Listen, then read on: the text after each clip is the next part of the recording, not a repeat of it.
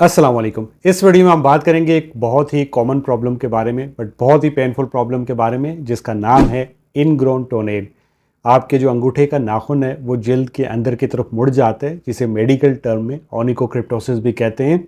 ये किसी को भी हो सकता है, बट ज़्यादातर ये कम उम्र में या ज़्यादा उम्र में देखने को मिलते हैं। स्पेशली वो लोग जो एथलीट होते हैं या फिर ऐसे लोग जो डायबिटिक होते हैं, उनमें ये ज़्यादा देखने को मिलता है।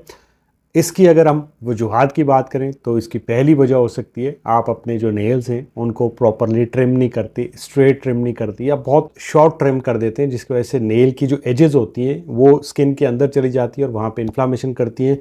दूसरी इसकी वजह हो सकती है आप बहुत टाइट शूज़ पहनते हैं, प्रॉपर फिटिंग वाले शूज़ नहीं पहनते। तीसरी इसकी वजह हो सकती है अगर आपको बहुत ज़्यादा पसीना आता है, आपको फंगल इन्फेक्शन हुआ है या कोई इंजरी हुई है, मिसाल के तौर पे आपके पाँव के ऊपर कोई चीज़ गिरी है, अंगूठे के ऊपर अगर आपको कोई चीज़ गिरी है, उसकी वजह से भी ऐसा हो सकता है। चौथी इसकी वजह होती है एथलीट के अंदर, जो लोग बहुत ज़्यादा फुटबॉल खेलते हैं, क्रिकेट खेलते हैं, उनके अंदर, या बहुत ज़्यादा लंबी वॉक जो लोग करते हैं, इसकी वजह से भी ऐसा हो सकता है।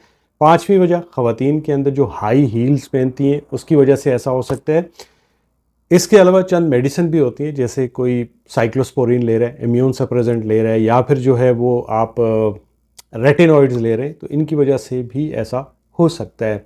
अगर हम इसकी अलामात की बात करें तो अलामात में जो है आपको इन्फ्लामेशन होगी, वहाँ पे सूजन देखने को मिलेगी, रेडनेस देखने को मिलेगी, और वहाँ पे आपको पेन होगा। अगर वहाँ पे इन्फेक्शन हुआ है तो फिर आपको वो एरिया जो है वाइट नज़र आएगा, पस फॉर्मेशन आपको वहाँ पे नज़र आएगी। अगर हम इसके टेस्ट की बात करें तो इसमें किसी टेस्ट की ज़रूरत नहीं होती है, बट अगर इन्फेक्शन ज़्यादा हुआ है तो एक एक्सरे किया जा सकता है। अब अगर हम इसके ट्रीटमेंट की बात करें तो अगर तो ये माइनर है तो आप इसे घर पे ही ठीक कर सकते हैं। कैसे ठीक कर सकते हैं? सबसे पहले तो आपने अपने जो नेल्स होते हैं उनको प्रॉपरली ट्रिम करना है, उनको सामने की तरफ स्ट्रेट ट्रिम करना है, गोलाई में ट्रिम नहीं करना है। इसी तरह से आपने ओपन शूज़ पहनने, बंद जो जूते हैं या बहुत ज़्यादा टाइट जूते हैं उनको नहीं इस्तेमाल करना।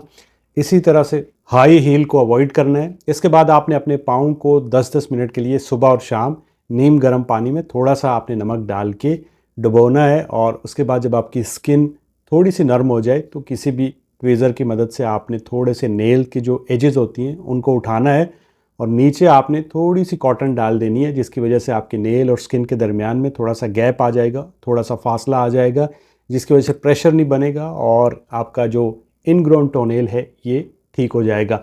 दूसरी जो टेक्निक है उसमें आपको एक बैंडेज लेनी है, जिसे बैंडेज टेक्निक कहते हैं। एक छोटी सी बैंडेज लेके इसको नाखून की साइड पर स्किन पर लगाकर थोड़ा सा टाइट करके इस इन्फेक्टेड एरिया को, जो कि आपको नज़र आ रहा है, इसको बचाते हुए पूरे अंगूठे पे लपेट लेना है। इसका मकसद आपकी स्किन को नेल से थोड़ा सा दूर करना होता है, ताकि प्रेशर कम बने, वहाँ पे इन्फ्लामेशन ना हो, वहाँ पे इन्फेक्शन ना हो, और आपका जो दर्द है वो भी कम हो जाएगा। इसके साथ आप ओवर द काउंटर जो मेडिसिन मिलती है, जैसे एसिटामिनोफेन है, वो आप लेके इस्तेमाल कर सकते हैं। बट हैविंग सेड दैट, अगर इन्फेक्शन हो जाता है तो फिर आपको अपने डॉक्टर के पास विजिट करना चाहिए। इसके लिए एक माइनर सी सर्जरी होती है, पहले आपके अंगूठे को सुन किया जाता है और फिर वो जो इन्फेक्टेड एरिया होता है उसको निकाल लिया जाता है। इवन के पूरा जो नेल है उसको भी निकालने की ज़रूरत नहीं पड़ती। 5 से 7 दिन के लिए आपको एंटीबायोटिक्स दी जाती हैं, साथ में आपको पेन रिलीफ जो मेडिसिन है जैसे आइबोप्रोफेन है वो दी जाती है, जिससे आपका दर्द भी ठीक हो जाता है और वहाँ पे जो इन्फ्लामेशन होती है वो भी कम हो जाती है। तो ये था इसका ट्रीटमेंट। आई होप कि आपको वीडियो अच्छी लगी होगी। अगर आपको इनग्रोन टोनेल को समझने में थोड़ी भी मदद मिली है तो इस वीडियो को लाइक करिए और मुझे अपनी दुआओं में याद रखिए। अल्लाह हाफ़िज़।